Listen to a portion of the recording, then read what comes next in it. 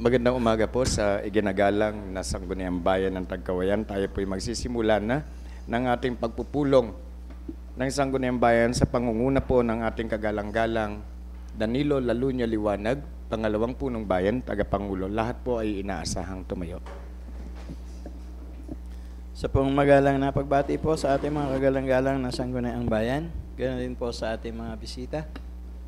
Tayo po ay mag-umpisa na ng ating regular na pagpupulong sa pamumuno po ng ating kagalang-galang Konsehala Reby Masangkay.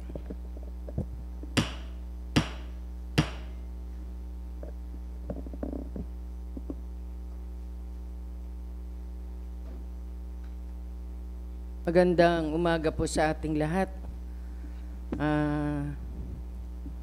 Lagay po natin ang ating kanang kamay sa ating dibdib at awitin po natin ang pambansang awit ng Pilipinas, Lupang Hinirang.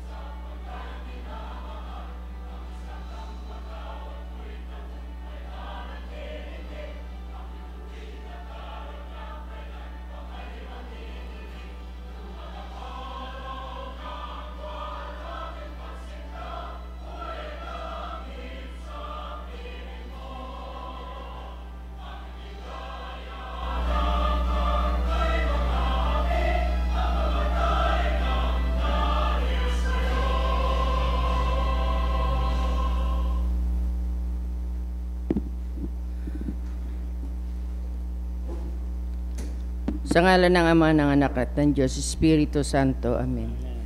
Amang makapangyarihan sa lahat, kami po ay nagpapasalamat sa panibagong araw at pagkakataon na kami makapaglingkod sa aming kapwa.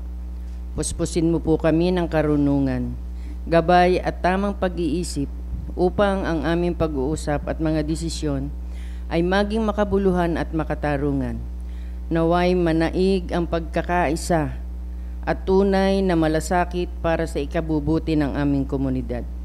Ilayo mo po kami sa anumang balakid at pagkakabahabahagi at sa lahat ng aming gagawain.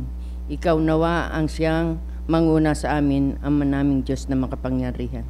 Ang lahat ng ito ay aming dinadalangin sa ngalan ng iyong anak, sa ngalan ng Ama, Anak, Espiritu Santo. Amen. Taas po natin ang ating kanang kamay para po sa panunumpa ng mga konsehal ng bayan. I am a Philippine councilor mandated by law to enact measures and ordinances that redound to the general welfare of my constituent and their pursuit for happiness, peace, and prosperity. I believe in public service above self as the guiding principle of my official act. As I tread the pathways of local legislation, may the Almighty God, my mind and heart, that I shall be true to my constituent and the Filipino people. Magandang umaga po sa ating lahat. Muli po ang ating magalang na pagbati sa ating pong mga kagalang-galang na Sangguniang Bayan, ganoon din po sa ating mga bisita. Ang pagbasa po ng ating nakaraang katitikan. Maraming salamat po kagalang-galang na tagapangulo at sa ating pong mga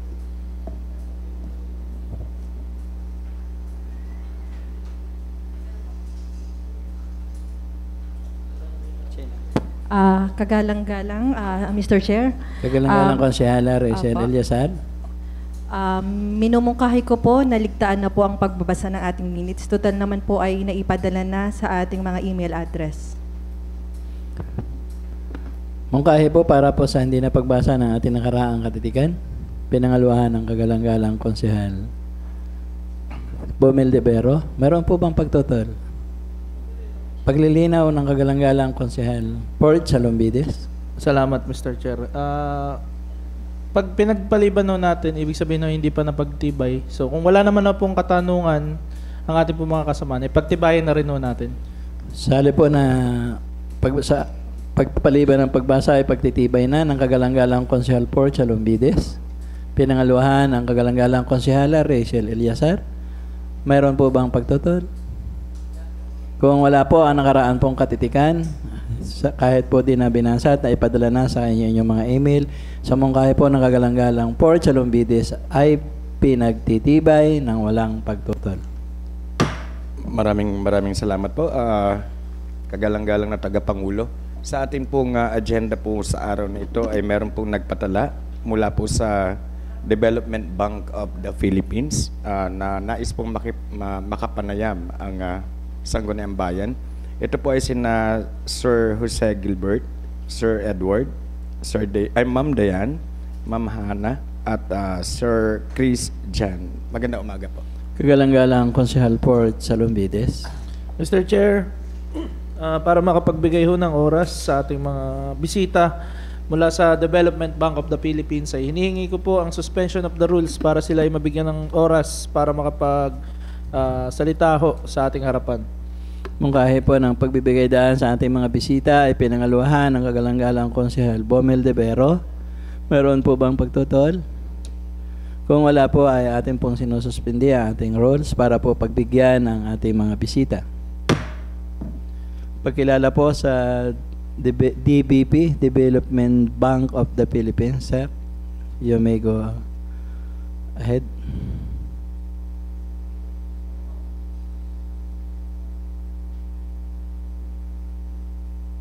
You may go pati pasensya na. You may proceed. Magandang umaga po. Sa ating kagalang-galang na tagapangulo, VM Danny Liwanag, at sa bumubuo po ng atin pong Sangguniang Bayan ng Tagkawayan. Magandang umaga po. Kami po ang Development Bank of the Philippines. Kasama ko po dito si Manager Gilbert Rabuel, ang account officer po si Dayan, si Hana at si CJ. Ako naman po si Edward Mansion. Ako po ang namumuno po ng lending operations po ng DBP sa kabuuan po ng probinsya ng Quezon at ng Marinduque. Kami po ay nandito sa paghahangad na buo ang amin pong serbisyo sa Tagkawayan. Sa ngayon po ay kami po ay nagbibigay na rin po ng serbisyo sa bayan po ng Tagkawayan. Subalit para mas mahigitan pa ito ay nakikita po namin ang pagkakataon na maglagay po kami dito ng branch sa Tagkawayan, Quezon.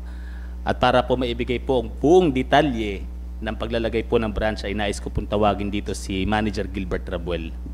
Kagalang-galang na Sangguniang Bayan ng Tagkawayan. Muli ako po si Jose Gilbert Rabuel, ang taga-pamuno po ng DBP Lucena Branch. Gaya po ng nabanggit ng aking kasamang si Sir Edward, ay napili po itong bayan ng Tagkawayan na pwede po kaming magkaroon ng branch expansion. So, ang ibig pong sabihin yan ay pwede po kami magtayo ng DBP branch dito sa bayan ng Tagkawayan. At dahil po dyan, kami po narito sa inyong harapan para humiling lang po ng konting konsiderasyon or pag-execute po ba ng resolution inviting the DBP na magpunta po ng branch po dito sa bayan ng Tagkawayan. At dahil po dyan, ay, ang DBP rin po ay medyo agresibo po sa paglago. Kaya marami po kaming na-identify na bayan kung saan magkakaroon po tayo ng additional branch. So, gaya po na nasabi ko, ito pong Tagkawayan ay isa sa napili. At dahil po dyan, sa pag-execute po ng resolution, ay magsisimula na po kaming mag-evaluate. Titingnan po natin dito yung potential site, yung pong viability and feasibility ng branch dito. At palagay ko naman po ay sa mga konsiderasyong yun, dahil sa pag-usap na rin po namin, ay palagay ko naman po ay qualified naman ang Tagkawayan. So dahil lang po doon, ini-invite ko lang po din kayo na pagtulungan natin itong isang magandang endeavor ng DBP at ang LGU Tagkawayan para magkaroon po tayo ng isang masagana siguro at maging vibrant pa ang bayan sa pagtatayo namin po ng DBP Tagkawayan branch. So bilang pahuli po ay meron din po kaming gusto sanang i-extend sa inyo na ang DBP po dahil meron na po kaming intent na magkaroon ng branch, ay sisimulan na rin po namin ang pagtulong pa sa pamamagitan po ng pag-extend namin ng financial assistance sa mga member po ng sanggunian through salary loan, at saka doon po sa mga empleyado natin, na dahil din po doon ay kung nais nyo po talagang maka-avail nitong aming salary loan facility, ay kung pwede pong idagdag na rin po sa isang request namin ng resolusyon, para kung sa ganun po ay magsisimula na rin po kami ng proseso ng accreditation. So hindi ko na po pahabain pa, at yun lamang po, at maraming salamat. Ibalik ko na po ang natin kay Sir Edward Mansion. Salamat po. Okay, so sorry po, di pa ako nagbigay ng pagkakataon magtanong sa... Ang DBP po kasi ay nagbibigay po kami ng 10% per annum, provided lang po na meron kayong existing loan. So ibig sabihin niyo po, kung meron kayong existing loan sa anumang lending institution, iti-take out po namin yan, i-refinance, 10% po siya per annum. Pwede po siya ng 3 years to 4 years ang term. So pwede po kayo makaloan up to 1 million, provided na kayang-kaya naman po ng inyong paying capacity. So kung gusto niyo po ng medyo detalyeng presentation, para po invited natin yung mga department heads natin, pwede naman po kaming bumalik po dito para meron po talaga kaming PowerPoint presentation to which the majority of the employee will surely appreciate din po. So meron pa po kayang ibang katanungan? Sir Bomel.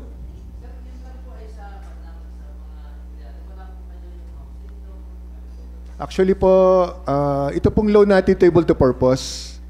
So pwede naman po natin gamitin siya kahit sa anong kadahilanan. So again, pwede po tayo makaloan up to 2 million provided po na kaya ng paying capacity. Ang maximum term po natin dito is only 4 years. So yun po, yun lang po naman. And then for the elected officials, syempre itatali po natin dyan sa kanilang terms of office. Ano po? So kung bago pa lang ho kayo, this is the right time. Kasi I know na marami po kayong nagamit doon sa nakaraang election and campaign. Ay, wala po. Wala pong ganyan dito. So kung yung isang nagastos po natin, pwede po natin siyang i-replenish. So ang sa akin lang po ay ito ay open po sa lahat, sa mga empleyado natin at sa sa ating mga elected officials. Yes sir. Yep. Magandang umaga po. May tanong ko lang po, yung DBP po, hindi po ako familiar masyado sa banking policy sa Pilipinas po. Although nagtrabaho po ako sa bangko sa UAE, alam naman po natin pag government employees, madalas ay maraming liabilities, loans.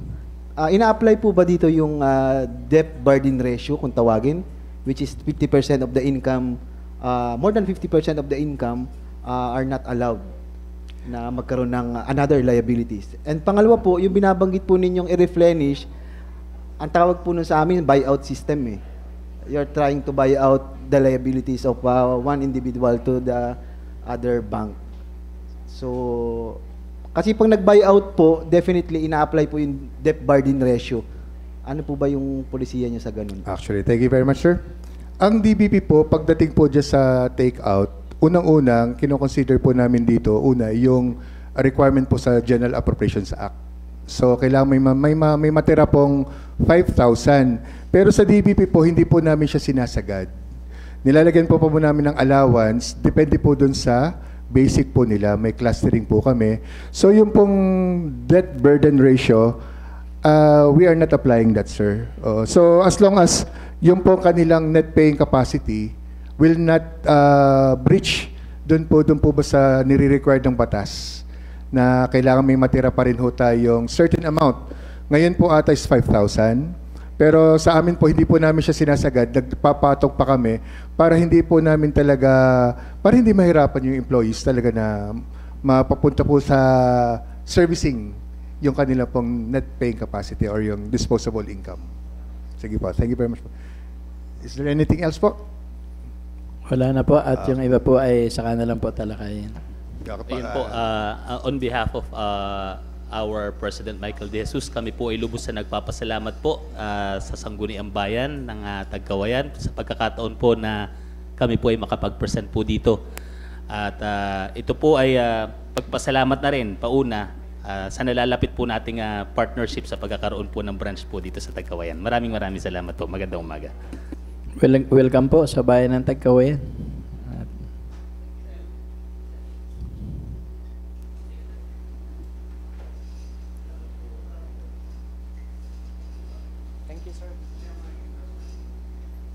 Maraming salamat po. Tayo po ay magpapatuloy na ng ating regular na pagpupulong.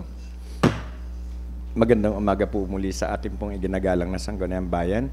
Kanina po ay dumaan na po sa committee meeting ang barangay and SK budgets, kagaya po ng San Vicente, Kabugwang, Tunton, at San Diego.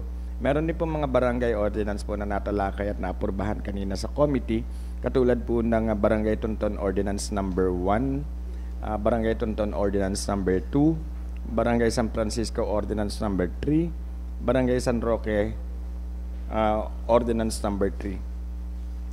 Sa ating pong normal na daloy po sa ating pong agenda, meron po tayong tatalakayin na resolution authorizing the Honorable Luis Oscar T. Ilyasar, Municipal Mayor, to enter for and sign in behalf of the Municipal Government of Tagkawayan, Quezon, a Data Turnover Agreement o DTA between Philippine Statistics Authority, represented herein by its Regional Director Charito C. Armonia, intended for community-based monitoring system. For second reading po, an ordinance institutionalizing the Integrated Vector-Borne Disease Prevention and Control Ordinance of Tagkawayan, providing funds therefore and other purposes. Second reading din po, an ordinance establishing the system for emerging and re-emerging infectious diseases for the municipality of Tagkawayan and appropriating funds therefore.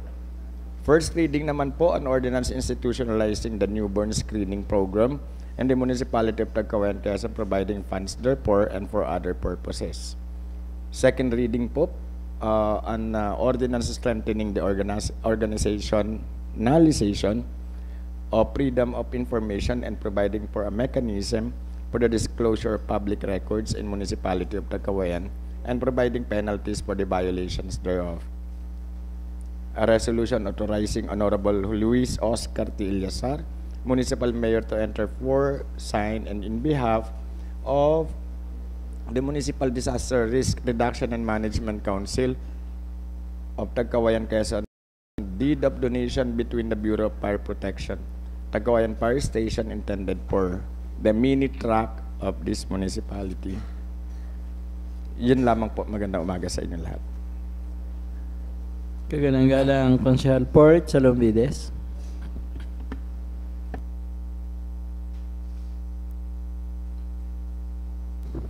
Maraming salamat po, Mr. Chair. Resolution authorizing Honorable Luis Oscar T. Ilyasar to enter for and sign in behalf of the Municipal Government of Tagkawayan, Quezon, a data turnover agreement between Philippine Statistics Authority, represented herein by its Regional Director Charito C. Armonia, intended for community-based monitoring systems. Resolution po para po sa ating minamahal na punong bayan. Pinangaluhan ng kagalang-galang Konsehal Sander Sandro. Meron po bang pagtutol? Kung wala po ay atin pong pinagtitibay. Mr. Chair, salamat po. Kung pwede pong ipasok ko na rin ho ang mga napagtibay pong ordinansa. Kanina pong nagdaos po kami ng committee meetings. Ang barangay ordinance po ng Barangay Tunton bilang 2 o ang ordinansa na nagpapatupad ng regulasyon at operasyon ng videoke at mga katulad na sistemang pampatunog sa loob ng Barangay Tunton, Tagkawayan, Quezon, na naglalagay ng mga kaukulang parusa sa lumalabag dito. Ordinansang pambarangay ng Barangay Tunton bilang 2, pinangaluahan ng kagalang-galang Konsehal Joel Enriquez. Mayroon po bang paglilinaw? Pagtutol? Kung wala po, ay atin na pong pinagtitibay. Thank you, Mr. Chair. Isa pa ho, ito po ay nagdaan na rin ho sa masusing pag-aaral ng komitiba, ang kautusan bilang 3 na may petsang April 30, 2025. May pamagat po na kautusang pambarangay na nagtatakda ng mga regulasyon at paggamit ng pasilidad at kagamitan ng Barangay San Roque. Barangay San Roque, kautusan bilang 3 po. bilang 3, pinangaluhan ng kagalang-galang Konsehala Tilit Guban. Mayroon po bang pagtutol? Kung wala po ay atin na rin pong pinagtitibay. Thank you po, Mr. Chair. Kagalang-galang Konsehala Reby Masangkay.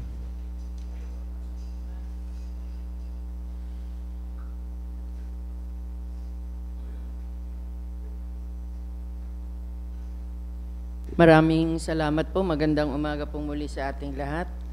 Kahilingan po ng Barangay San Vicente para po sa kanilang supplemental budget number 1 para po sa taong kasalukuyan, nagugugulin po sa kanilang traveling and training expenses, office supplies, electricity at pagpapatitulo po ng kanilang ng barangay site at para po sa iba't ibang supplies ng kanilang tanggapan at para din po sa aid sa tanod na nagkakahalaga ng 290,939.18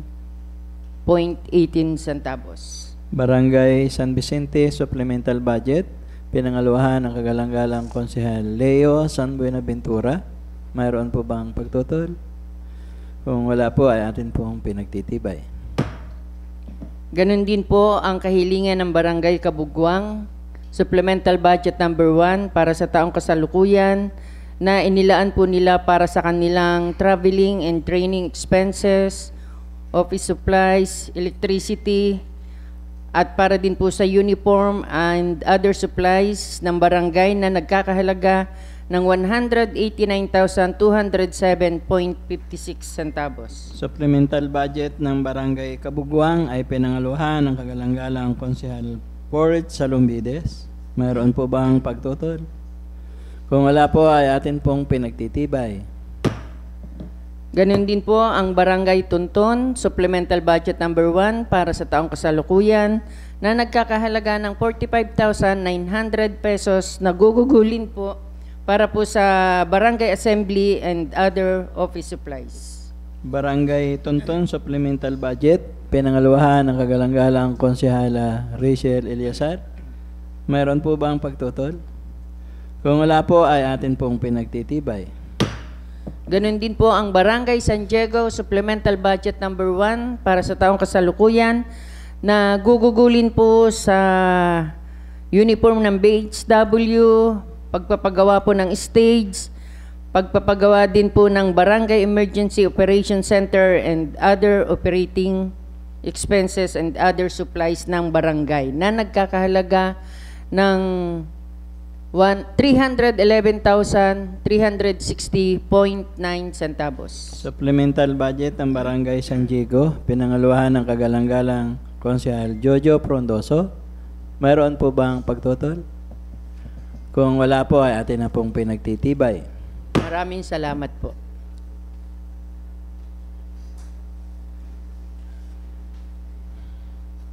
Kagalang-galang Konsehala Rachel Eliasar. Magandang umaga po sa lahat. Thank you, Mr. Chair. Sa ilalim po ng Komitiba ng Environment Protection and Natural Resources, kami naman po ay nagdaos na ng committee hearing kanina. Minumungkahi ko pong mapagtibay ng Sangguniang Bayan ng ordinansa ng Barangay Tunton bilang isa na may petsang Mayo 16, 2025 na may pamagat na isang ordinansa na nagdedeklara ng isang bahagi ng Tunton, Taguen, Quezon bilang Forest Reserve at nagtatakda ng mga panuntunan para sa proteksyon, konserbasyon at pamamahala dito. Ordinansa ng Barangay Tunton para sa konserbasyon, proteksyon at pamamahala dito ay pinangaluhan ng kagalang-galang ng mga sangguniang bayan nang wala pong pagtutol. Thank you po. Isa pa po, under the same committee, I move that the Sangguniang Bayan strengthen and enact the Barangay San Francisco Ordinance Number 3, dated July 7, 2025, entitled An Ordinance Proper Waste Disposal in Home, Rivers, and Public Areas within Barangay San Francisco, Taguen, Quezon. Barangay San Francisco, Ordinance Number 3, pinangaluhan ng kagalang-galang Konsehal Jojo Frondoso. Mayroon po bang pagtutol? Kung wala po ay atin na pong pinagtitibay. Kagalang-galang Konsehal Leo San Buenaventura.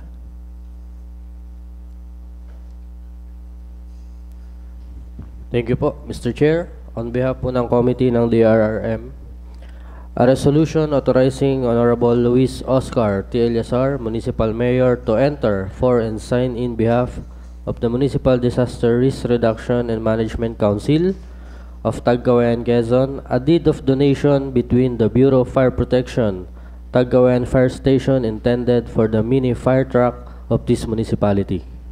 Resolution for authorization of our Honorable Luis Oscar Eliazar, seconded by Konsehal Sander Sandro. Mayroon po bang pagtutol? Kung wala po ay atin natin pong pinagtitibay.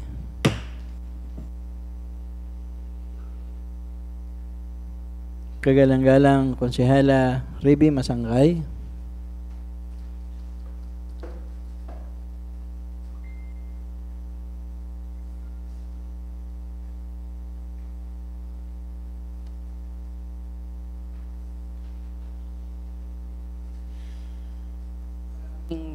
Salamat pong muli para po sa unang pagbasa ng isang ordinansa. An ordinance institutionalizing the newborn screening program in the municipality of Tagkawayan, Quezon, providing funds therefore and for other purposes. Co-author ko po din dito ang ating kagalang-galang Konsehal Rachel Eliazar. First reading ng ordinansa para sa newborn screening program, seconded by Konsehal Bomel de Vero. So, ready na lang po sa committee meeting and report for the preparation sa ating ikalawang pagbasa.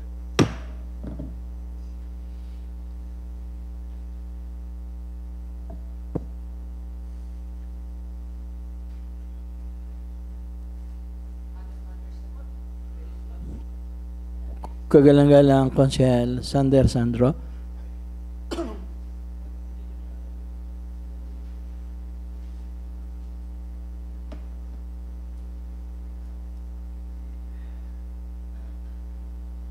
Maraming po salamat, Ginoong Tagapangulo, at magandang umaga po sa lahat sa ating mga kasama.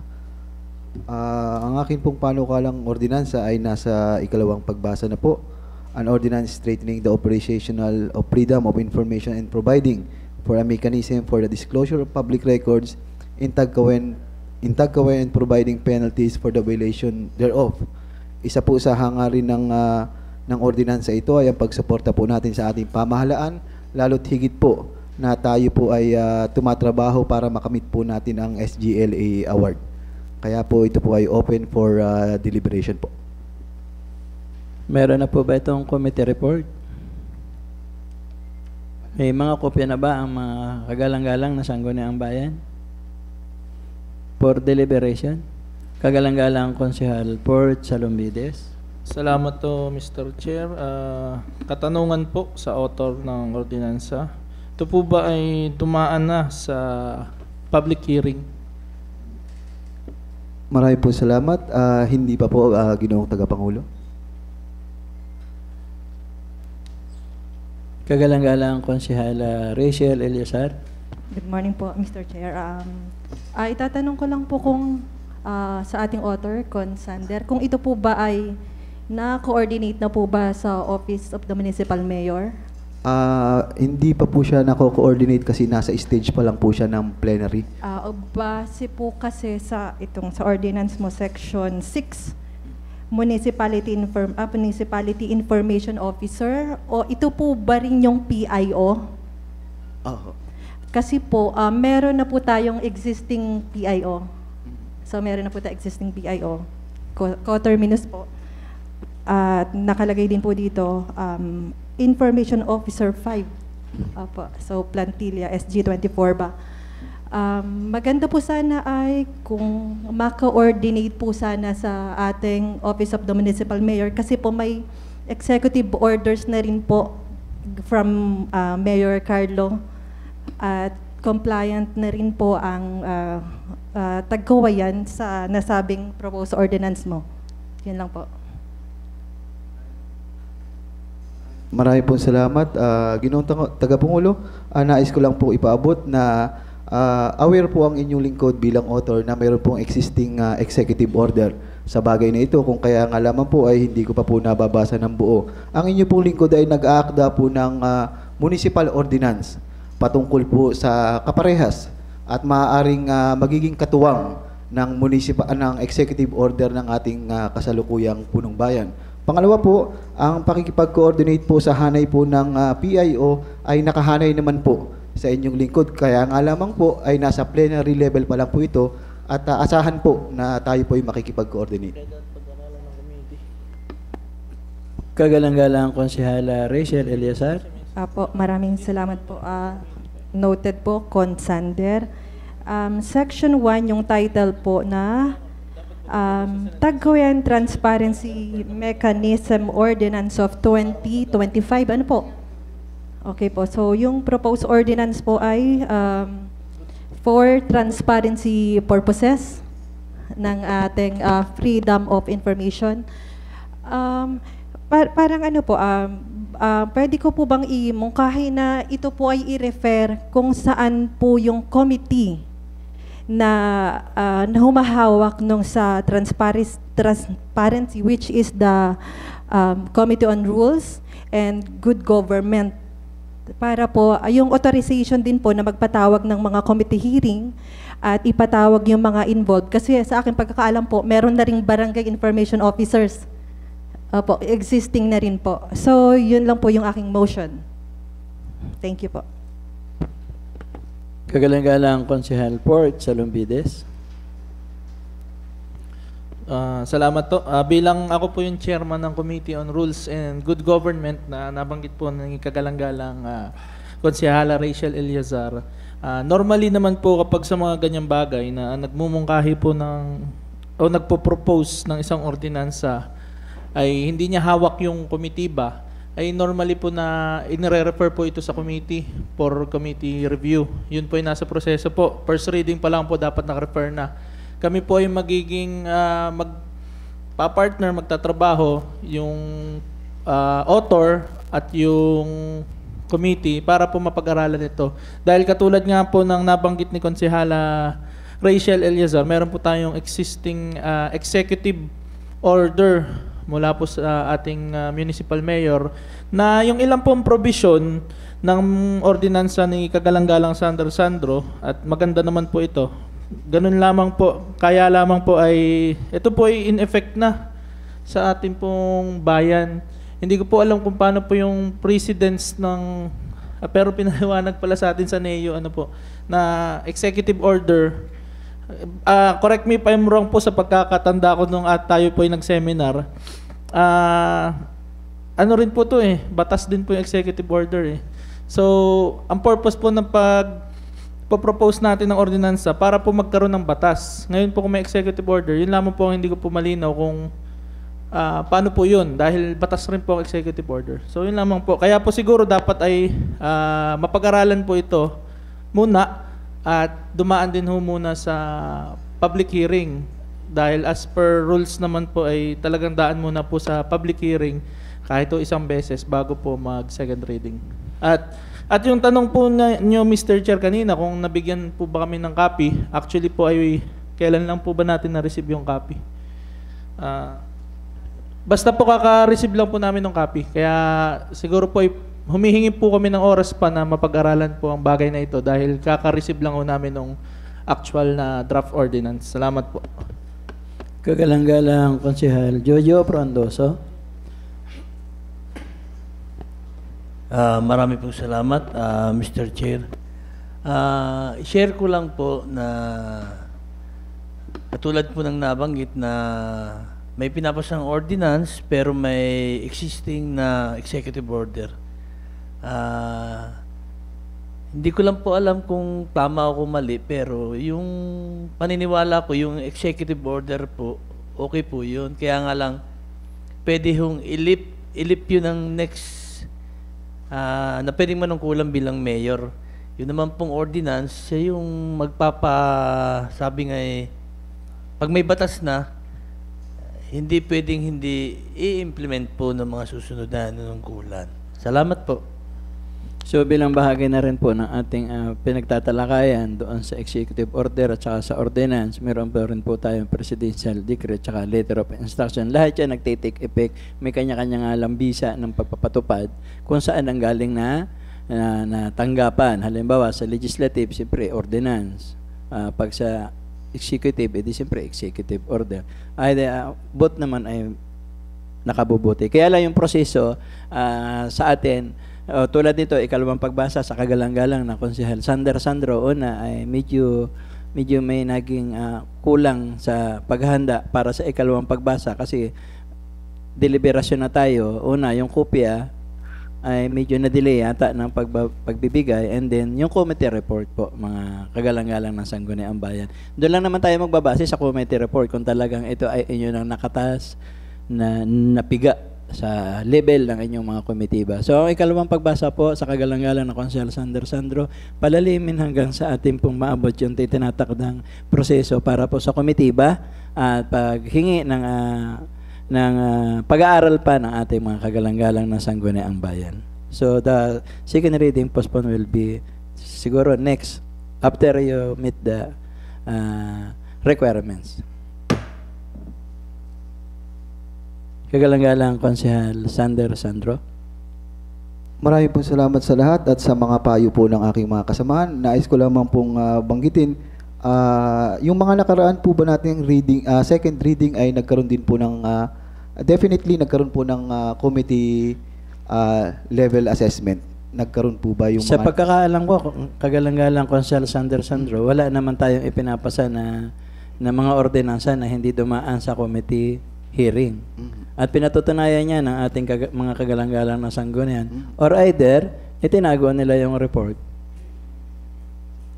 Yun lang man po at least po ay kung ano man po yung itatama doon sa proseso ay ili-level po natin parehas doon. Ano po? Marami pong salamat, Ginoong Tagapangulo.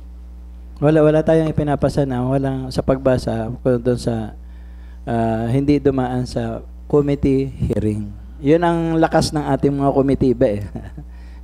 Tulad ng dinadatngan ko dito, kaya tayo late na magsisyon, idinadaos nyo inyong mga committee hearing sa araw ng Lunes na ating inire-request na sana ilisya sa Lunes para yung saktong alas 9 ay atin ang maidaos kaagad ang ating pagpupulong.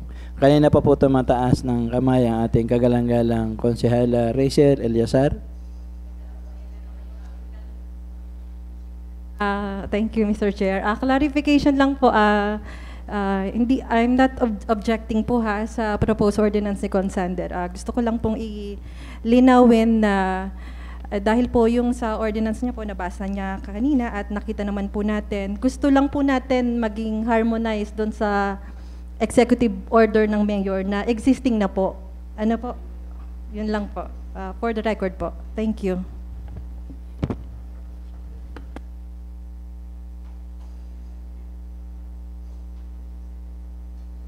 Siguro po ay kagalang-galang Konsehal Fort Salubides. Thank you, Mr. Chair. Nagmumungkahi po ako ng 10 minutong recess. 10 minutong recess sa ayon kay kagalang-galang Konsehal Fort Salubides. So ang 10 minutong recess po ay atin na pong tinatapos at tayo po ay magpapatuloy na ating regular na pagpupulong.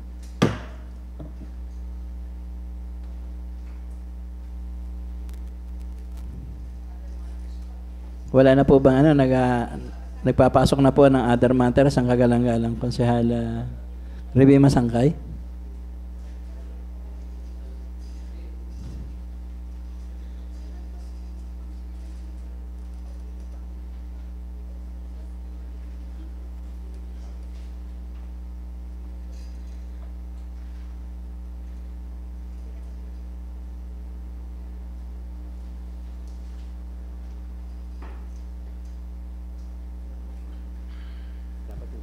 Maraming salamat po sa pag-acknowledge at ganoon din po maraming salamat sa maikling seminar natin sa loob ng 10 minuto.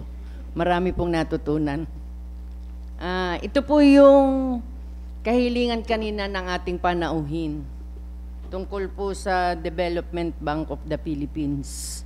A resolution inviting the Development Bank of the Philippines through Mr. Michael De Jesus, President and Chief Executive Officer, to establish a branch in the municipality of Tagkawayan, Quezon. Sapagkat ang atin pong bayan ay hindi na natin kayang pigilan sa napakabilis na pag-unlad. At kitang-kita naman po natin.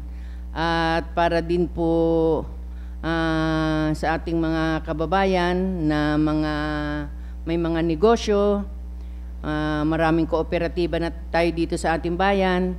At ganun din po, ang pagkakaroon po ng isang commercial bank ay tanda na ang bayan ay talagang umuunlad na.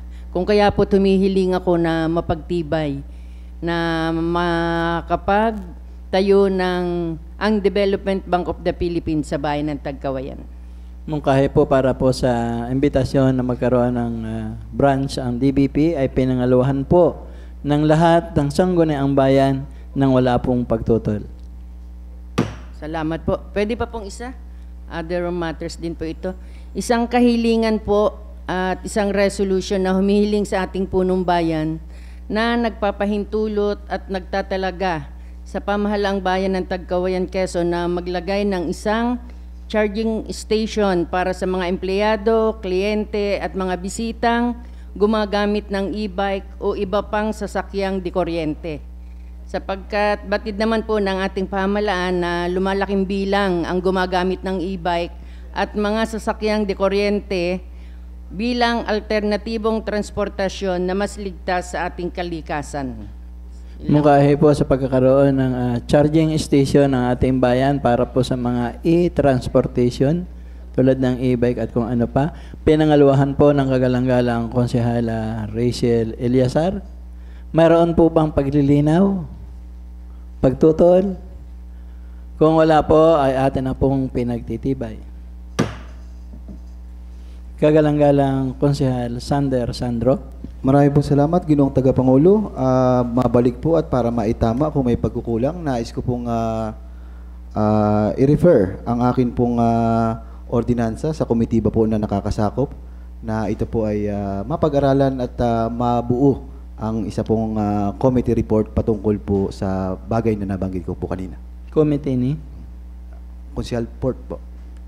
Mungkahi po para ng ating ama ng ordinansa para sa komitiba ng kagalang-galang Konsehal Port sa Lumbodes is hereby noted and proceed to committee meeting and for the report. Mr. Chair, may I ask the schedule regarding the schedule sa meeting? kagalang-galang na Konsehal Sander Sandro. Sa iyo muna, kadugsong nung pinag-uusapan is schedule. Makibigay na lang siguro sa ating kung wala pa kayo napapag-usapan. So, sila na ang mag-ano sa inyo. Kagalang-galang Konsehal Port sa Lumbides. Salamat po. Regarding po sa ordinansa na pinopropose ng ating kagalang-galang Konsehal Sander Sandro, bilang ako po ang komitiba chairman ng Good Governance, ay ipapasa ko na lamang po yung schedule kay Secretary kung kailan po tayo pwede mag-conduct ng committee hearing or meeting. Salamat po. Committee schedule noted for Secretary.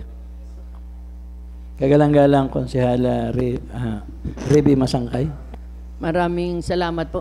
Para po sa komitiba ng Health and Sanitation, tungkol po dun sa 3 o 4 na ordinansa, ay hinihiling ko po sa komitiba ng Health and Sanitation na pagkatapos po nitong session ay magkakaroon po kami ng committee hearing. Hinihiling ko po na makadalo ang Vice Chairman kagalang-galang Konsehal Salumbides At ang mga miyembro, kagalang-galang Konsehal Ilyasar, kagalang-galang Konsehal Guban, at kagalang-galang Konsehal Angela Salumbides. Para po dun sa 4 na ordinansa na may kopya na po tayo. Para lahat. po dun sa Salamat ikalawang po. pagbasa, ang pag-iimbita ng kagalang-galang Konsehala Reby Masangkay is hereby noted. Kagalang-galang Konsehal Jojo Frondoso. Marami pong salamat. Ako po'y magalang na nag-aakda na isang kahilingan, resolusyon sa ating kagalang-galang na punong bayan na maatasan kung alin po, maatasan po ng ating kagalang-galang na punong bayan kung alin mang tanggapan po ang nakakaalam nung pagmiminti na nung ating mga solar street lights, gawa po ng kung maaari ay ma-check po ang ilan sapagkat hindi po gumagana yung ilang street lights dito sa ating bayan. Marami pong salamat. Nung kaya po sa ating kagalang-galang na punong bayan na matasan ang mga nagmimintina ng ating mga solar lights, pinangaluhan ng kagalang-galang Konsehal Bomel de Vero. Mayroon po bang pagtutol? Kung wala po, ay atin na itong pinagtitibay. Kagalang-galang Konsehal SK Angela Salumbides. Maraming salamat po, Mr. Chair. Ako po ay mag-aakda ng isang resolusyon na pamamahayag ng taus-pusong pasasalamat at pagkilala po sa lahat ng individual na institusyon nagbigay suporta sa matagumpay na pagdiriwang ng Linggo ng Kabataan noong Agosto 9 po sa ating pong bayan. Ano po? Unang-una po sa ating pong punong bayan, sa ating pong pangalawang punong bayan, at syempre po sa ating LYDC designate, Sekbong Tadike, at kay Ma'am Faye po sa staff ng Federation. Espesyal na pasasalamat po kay Konsehal Roberto De Vero sa pagpapagamit po ng kanyang venue po. Maraming salamat po, Cons. Gayon din po sa lahat ng membro ng Sangguniang Bayan, kay Cons Reby Masangkay na aming pong kasama at gumabay maghapon, kay Konsehal Port Salumbides po sa pag-provide ng tree guide po sa aming pong isinagawang tree planting, at syempre po sa Menro, sa mga guro po namin kasama, sa mga estudyante po, at lalong-lalo na po sa Sangguniang Kabataan Municipal Federation ng Tagkawayan na nag-facilitate po at gumabay po sa buong araw po ng pagdiriwang. Yan lamang po, Mr. Chair, at maraming salamat po. Resolution po para sa pagpapahayo ng pagkilala at pasasalamat sa mga nabanggit na individual at institusyon ay pinangaluhan po ng kagalang-galang Konsehal Bomel de Vero. Kagalang-galang Konsehal Sandro. Maraming po salamat muli, Ginoong Tagapangulo, at magandang tanghali na po sa lahat. Ako po ay nakapagbanggit noong nakaraang sesyon na nakapag-akda po ng isang ordinansa patungkol po dito sa cash incentive ng ating mga atleta para po sa tamang proseso. May title po at may draft na rin. Akin po itong magalang na inire-refer kung saan komitiba po napapabilang ang akin pong draft ordinance. Maraming po salamat. Santo, sa iyo rin. Education.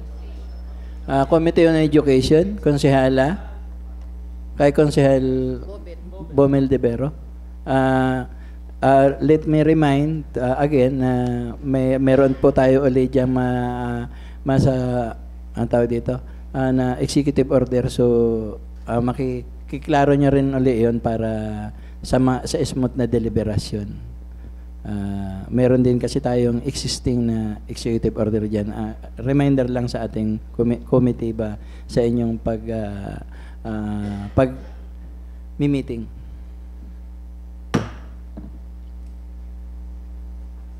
Kagalang-galang Konsehal Rachel Eliazar. Thank you, Mr. Chair. Invitation lang po bilang Committee Chair ng Tourism and Culture and the Arts. Malugod po namin kayong inaanyayahan, mga kagalang-galang konsehal, sa pagbubukas ng Negyugan Festival 2025 sa atin pong Quezon Capital. Ito po ay opening bukas August 12 at tatagal hanggang August 19. At ikinagagala ko rin pong ipaalam sa inyo na ang Bayan ng Tagkawayan ay lahat ng categories po ay sinalihan sa Negyugan Festival. So sana po makapunta at makasilip ang lahat. Maraming salamat po.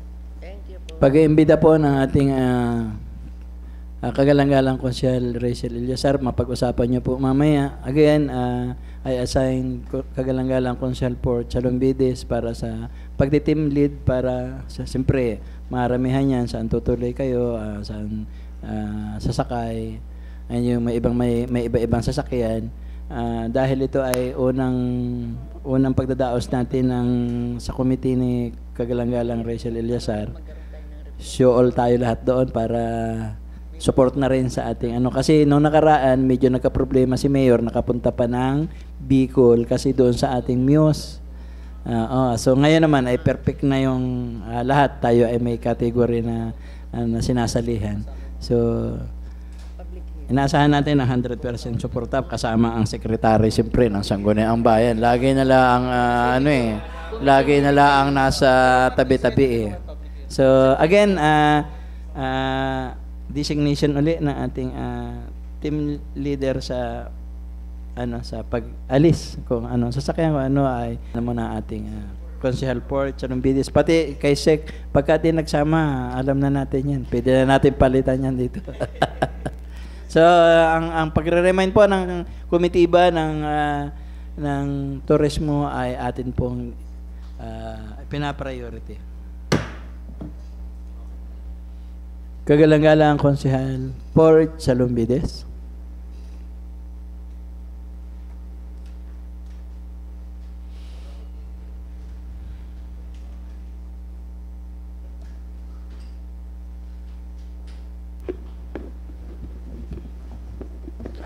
Thank you, Mr. Chair. Mr. Chair, gusto ko rin po ipanote sa ating secretary na pakisabay na rin ho yung isa pang committee hearing or committee meeting ng ating pong autism ordinance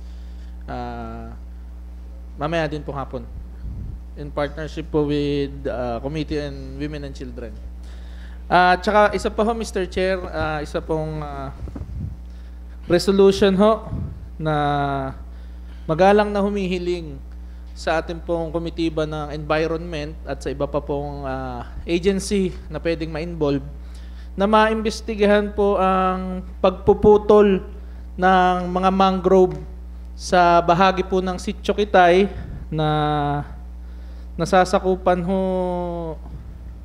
di umano ay hindi, ibibigay ko na lang po yung details kung sino po yung mga may-ari ng lupa at kung sino yung nagpapaputol kasi ho ang pagkakaalam ko po ay illegal po ang magputol ng mangrove. Meron po tayong Presidential Decree number 705, RA 7161, RA 8550, at other DENR administrative orders na bawal ho talaga magputol ng mangrove. Pero nito pong nakaraang nagdaan ang kapistahan ng Sitio Kitay ng Barangay Laurel. Ako po ay personal pong nakarating sa Sitio Kitay sa pamamagitan po nung daan sa Laurel. Hindi po ako nagbangka, kundi ako po ay naglakad at nagmotor. Doon po sa paglalakad ko sa isang area ay meron po akong mga nakuhang picture tsaka video na meron na po mga putol na mangrove. Ito po ay na-report na daw po ng Sangguniang Barangay sa Menro at sa Senro Calawag. Kaso nga daw po ay parang matagal na po pero hindi po nabibigyan ng atensyon. Ang akin lamang po, Mr. Chair, bago po sana mahuli ang lahat, atin po itong mapa-aksyonan sapagkat nasa huli po ang pagsisisi. Ang Sitio Kitay po ay pinagmamalaki natin sa isa na maging tourist attraction ng ating pong bayan ng Tagkawayan. At ang isa pong mga magandang sites dito ay yung mga mangrove trees. Ngayon po kung madadamage ho yung ating mangrove trees, ay malaking kawalan po sa ating bayan. So sana po bago po mahuli ang lahat, atin po itong maimbestigahan at maisaayos. So kung dumadaan po ba sa proseso yung pagputol nitong mga mangrove trees. Maraming salamat po. Resolution po para sa komitiba ng ating Committee on Environment is hereby noted. Thank you, Mr. Chair. At kung wala na pong ibang mungkahi ang ating mga kasamahan, ay hinihiling ko po ang pagsasara ng ating pong regular na pagpupulong sa araw na ito. Mungkahi po ng pagsasara ng ating pagpupulong ay pinangaluhan ng kagalang-galang Konsehal Joel Enriquez. Mayroon po ba ang pagtutol? Kung wala po ang ating pong regular na pagpupulong, Kagalang-galang Konsehala Reby Masangkay, meron kang... Mamaya na lang po. Amen. Naano nyo na po. Ay atin na po ang sinasara ang ating pagpupulong.